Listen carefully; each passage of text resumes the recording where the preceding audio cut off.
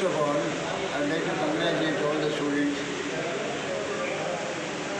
1994 and almost 30 సంవత్సరాల కిందటి students ఈనాటికి వాళ్ళు ఒకరినొకరు గుర్తుపట్టి ఒకరినొకరు కలుసుకొని వాళ్ళ టీచర్స్కు సన్మానం చేయడం అనేది చాలా గొప్ప విషయం. అంటే దీన్ని బట్టి వాళ్ళు వాళ్ళ గురువుని ఎవరిని మర్చిపోలేదని, ఆ గురువు చెప్పిన విద్య సార్థకత చేసుకున్నారని నేను అనుకుంటున్నాను. I'm very glad. ఈ సంతోషాన్ని వివరించడానికి ప్రపంచంలోని ఏ దేశంలో భాష కూడా సరిపోదని అనుకుంటున్నాను. I'm very happy. I'm very happy to see all you people and for arranging this function. Thank you very much. మీరు కూడా 2 నిమిషాలు వాళ్ళ గురించి.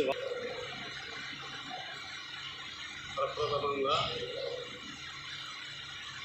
94-95 ఎస్ఎస్సి బ్యాచ్ పూర్వ విద్యార్థులు ఈ కార్యక్రమాన్ని నిర్వహించినందుకు వాళ్ళకు అందరినీ కూడా అభినందిస్తున్నాను. అయితే ముఖ్యంగా మేము పనిచేస్తున్నటువంటి సమయంలో మా విద్యార్థులు ఏ విధంగా అభివృద్ధి చెందాలి, వాళ్ళ జీవితాలు ఏ విధంగా బాగుపడాలి.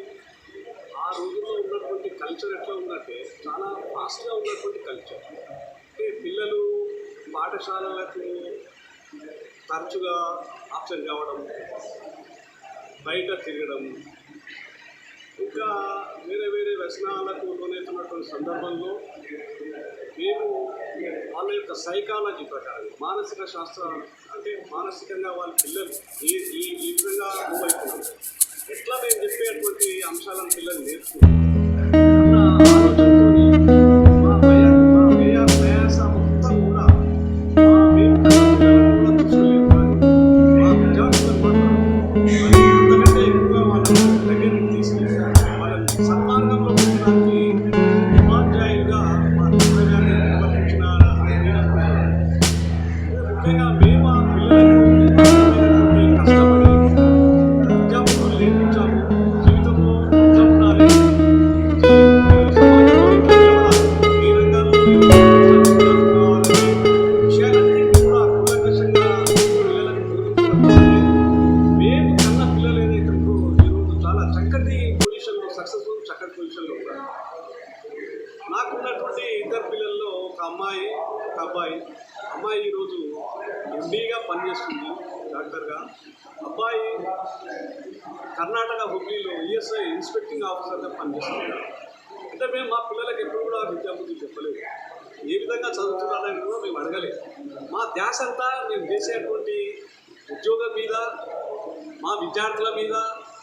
మా పిల్లలు అంటే మేము కన్న పిల్లలు కాదు, మా కన్న పిల్లల కంటే ఎక్కువ పిల్లల్ని చూసినాం మేము. ప్రతి బ్యాచ్ వాళ్ళని కూడా అదేవిధంగా చూసినాం మేము. ఎందుకంటే ఆ రోజు సమాజంలో వాళ్ళకి సపోర్ట్ లేదు, తల్లిదండ్రుల నుంచి కూడా సపోర్ట్ లేదు, హాస్టళ్లలో వచ్చి ఉండడం, రకరకాలుగా ఉన్నటువంటి ఆర్థిక పరిస్థితులు అయితేంది, వాళ్ళ యొక్క సామాజిక పరిస్థితులు అయితేంది, వాటన్నిటిని కూడా భేదం చేసుకుని ఏ రంగంలో కూడా మరి వెనక్కిపోకుండా అన్ని రంగాల్లో మా పిల్లలు నిలబడాలి, మా పిల్లలు మంచి దానికి గుర్తింపుగా మా విద్యార్థులు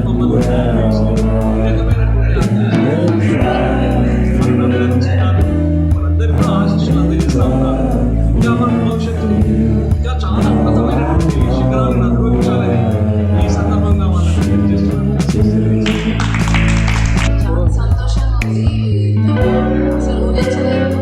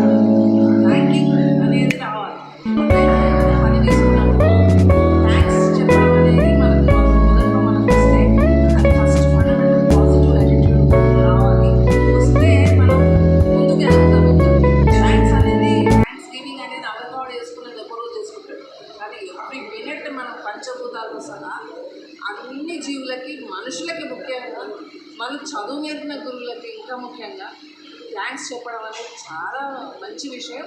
అది మీరు మర్చిపోయినందుకు మా విద్యార్థులు మర్చిపోలేనందుకు చాలా సంతోషంగా ఉంది. అదే కావాలి.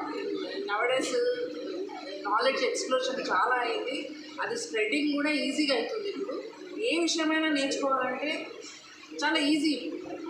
ఉండాల్సిందంతా ఇంట్రెస్ట్, ఏజ్ కూడా కాదు. కాబట్టి ఇప్పుడు మీరు ఇంత ఏ పొజిషన్లో ఉన్నారో అనేది మీకు సాటిస్ఫాక్షన్ ఉంటే కనుక దాంట్లోనే ఎక్సెల్ అవ్వడానికి ఇంకా మీరు ట్రై చేయండి. ఇంకా మంచి పాజిటివ్ యాటిట్యూడ్తో వెళ్ళండి. మంచి చేయాలి అనుకోని వెళ్ళండి, మీకు మంచిది అవుతుంది. 10 మందికి మంచి చేయాలనుకోనే వెళ్ళాలి. అసలు వెళ్తే అప్పుడు నీకు మంచిది అవుతుంది.